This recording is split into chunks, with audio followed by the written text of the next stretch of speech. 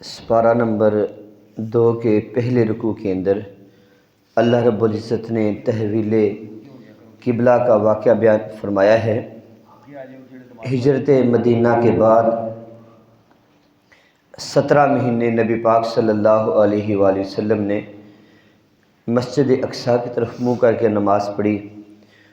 17 مہینے کے بعد پھر اللہ کا حکم ہوا، آپ نے اپنا رخ مسجد اقصیٰ سے خانہ کعبہ کی طرف موڑا، اور اللہ رب العزت نے ارشاد فرمایا فَلَنُوَلِّيَنَّكَ قِبْلَةً تَرْضَاهَا، محبوب جدھر آپ رخ کریں گے اسی رخ کو ہم قبلہ بنا دیں گے، کیونکہ ہم آپ کی رضا کے طلبگار ہیں۔ اور دوسرے پارے کے دوسرے رکوع کے اندر اللہ رب العزت نے جناب حضرت ابراہیم علیہ السلام نے جو دعا مانگی تھی بعثت محمدی کی، اللہ تعالیٰ نے اس دعا کا جواب دوسرے پارے کے دوسرے رکوع میں ارشاد فرمایا، اے پیارے خلیل، آپ نے دعا مانگی کہ اے اللہ اپنا محبوب میری اولاد میں سے عطا فرما۔ اے محبوب، اے ابراہیم، ہم نے وہ محبوب بھی عطا فرمایا، اور جو شانیں تو نے مانگی وہ شانیں بھی نصیب فرمائیں۔ وہ شانیں کیا تھیں کہ وہ محبوب ایسا ہو کہ جو اللہ کی آیتیں پڑھتا ہو، اور جو اس کے سامنے آ جائے نظر کرم فرمائے تو انہیں پاک بھی کر دیتا ہے، انہیں کتاب و حکمت کی تعلیم بھی دیتا ہے۔ رکوع نمبر 3 کے اندر اللہ رب العزت نے صبر کا ذکر فرمایا کہ اللہ صبر کرنے والوں کے ساتھ ہے، اور اس کے ساتھ یہ ارشاد فرمایا کہ جو بندہ مومن ہے اس پر خوف، بھوک، مالوں میں کمی، رزق میں کمی کے ساتھ مصیبتیں آتی ہیں، لیکن جو صبر کرتا ہے اس کے لیے خوشخبری ہے، اللہ تعالیٰ کو اس کو اللہ تعالیٰ کی معیت نصیب ہوگی۔ رکوع نمبر 3 کے اندر رب ذوالجلال نے اپنی توحید کے دلائل بیان فرمائے، اور اس کے ساتھ ساتھ اللہ نے بروز محشر جو بتوں اور بتوں کے پیروکار کے درمیان مکالمہ ہونا ہے اس مکالمے کا ذکر کیا۔ بروز محشر وہ بت پرست اپنے بتوں کے پاس جائیں گے اور جا کے کہیں گے کہ ہم دنیا میں تمہاری عبادت کرتے تھے، آج ہمیں بچوا لو، تو بت ان سے بیزاری کا اظہار کریں گے۔ تب وہ بت پرست یہ کہیں گے، اگر آپ اب ہم دنیا میں گئے تو ہم بھی تم سے ایسی ہی بیزاری کریں گے جیسے تم بیزار ہوئے۔ رکوع نمبر 5 کے اندر اللہ رب العزت نے کچھ چیزوں کا ذکر کیا جو اللہ نے بندوں پر حرام کی، ان میں ایک ہے مردار، ایک ہے خون، ایک ہے خنزیر کا گوشت، اور چوتھی چیز ہے کہ ذبح کرتے وقت اللہ تعالیٰ کے نام کے سوا کسی اور کا نام پکارا جائے۔ تو اللہ نے اس کے ساتھ ساتھ یہ بھی ارشاد فرمایا یہ چیزیں ہیں تو حرام، لیکن اگر کوئی بندہ مجبور ہو جائے اپنی زندگی بچانے کے لیے اسے حرام کا لقمہ کھانا پڑے تو اللہ فرماتا ہے اس پہ کوئی گناہ نہیں ہے۔ رکوع نمبر 6 کے اندر اللہ رب العزت نے نیکی کا فلسفہ بیان فرمایا ہے۔ اللہ نے فرمایا نیکی یہ نہیں کہ تم دنیا ترک کر دو، تم اپنا خاندان ترک کر دو اور تم سب کچھ ترک کر کے چلے کاٹنے شروع کر دو، یہ نیکی نہیں۔ اللہ نے فرمایا اگر نیکی کرنی ہے تو اللہ تعالیٰ کی راہ میں مال تقسیم کرو، اور وہ مال سب سے پہلے رشتہ داروں کو، پھر یتیموں کو، پھر مسکینوں کو، پھر مسافروں کو، پھر سوال کرنے والوں کو، اور اس کے بعد کسی کو غلامی سے آزاد کرانے کے لیے، پھر نماز پڑھو، زکوٰۃ دو، اپنے وعدے پورے کرو، اور مصیبت کے وقت صبر کرو۔ اب یہاں پر جو ضروری بات ہے وہ یہ ہے، اللہ نے عبادات کا ذکر بعد میں کیا ہے، اور حقوق العباد کا اور حقوق العباد میں والدین اور رشتہ داروں کے حق کا پہلے ذکر کیا۔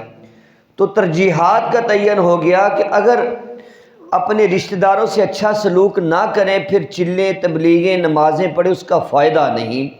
پہلے اپنے رشتہ داروں کے حقوق ادا کریں پھر عبادت کریں۔ رکوع نمبر 7 کے اندر اللہ رب العزت نے رمضان کے روزوں کی فرضیت کا ذکر کیا ہے۔ اللہ نے فرمایا سابقہ امتوں پر بھی روزے فرض تھے، تم پر بھی روزے فرض ہیں۔ اگر کوئی بیماری کی وجہ سے یا سفر کی وجہ سے روزہ نہیں رکھ سکتا تو اپنے روزے کا فدیہ دے۔ آج کے مہینے میں تقریباً 350 روپیہ فدیہ ہے۔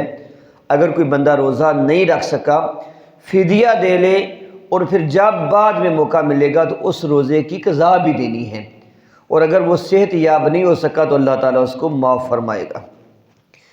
رکوع نمبر 8 کے اندر اللہ رب العزت نے حج کی فرضیت کا ذکر کیا ہے۔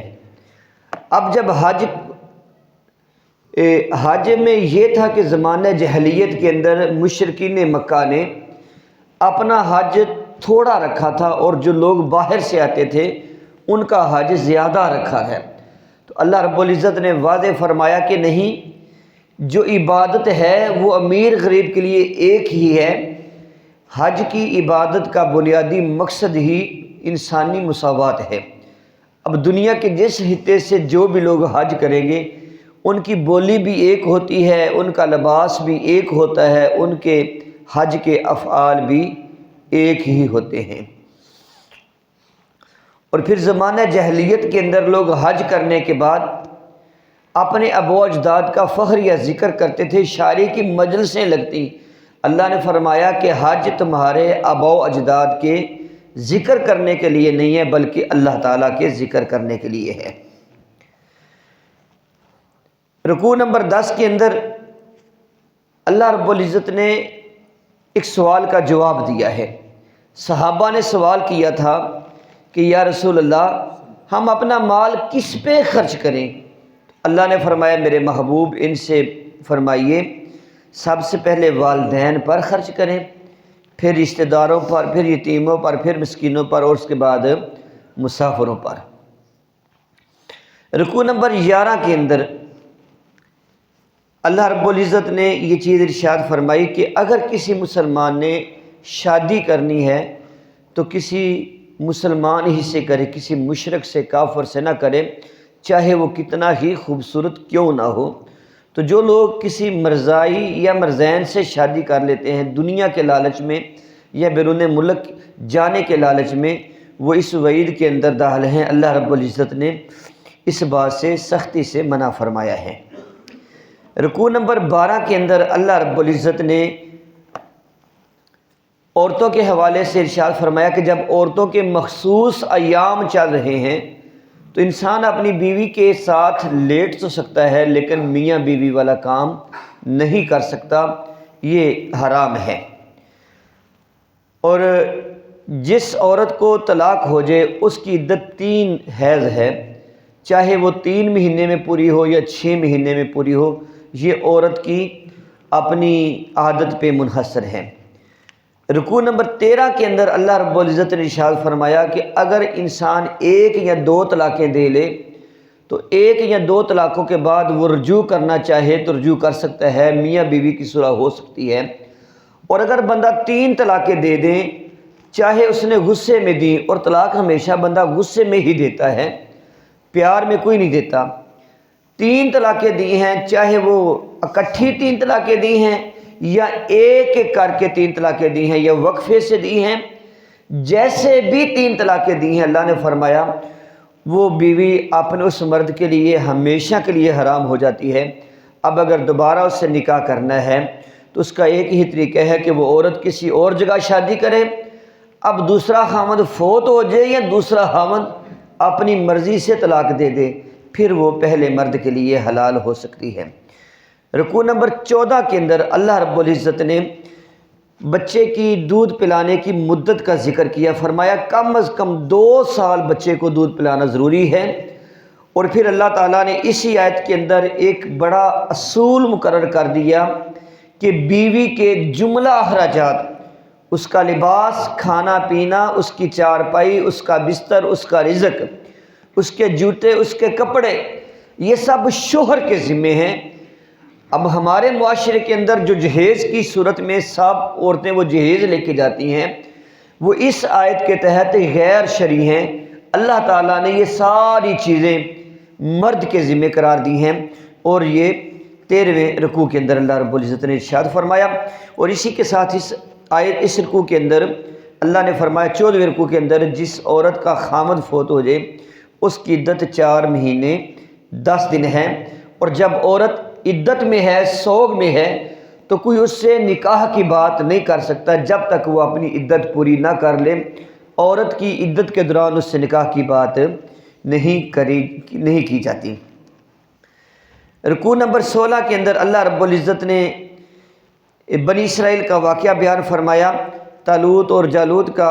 تو اللہ تعالیٰ نے طالوت کو بادشاہی عطا کی، تو لوگوں نے اعتراض کیا کہ طالوت کے پاس نہ قبیلہ ہے، نہ برادری ہے، نہ لوگ ہیں، تو ہم اس کو بادشاہ کیسے مانیں؟ اللہ نے فرمایا کہ میں نے طالوت کو علم بھی عطا فرمایا اور جسمانی طاقت بھی عطا کی ہے، لہٰذا یہ بادشاہ بن سکتا ہے۔ تو کسی منصب پر اہل ہونے کے لیے اس کا خاندانی پس منظر یا مال و دولت دیکھنا ضروری نہیں، اس کا میرٹ پہ آنا ضروری ہے، جیسا کہ اللہ رب العزت نے یہ چیز ارشاد فرمائی۔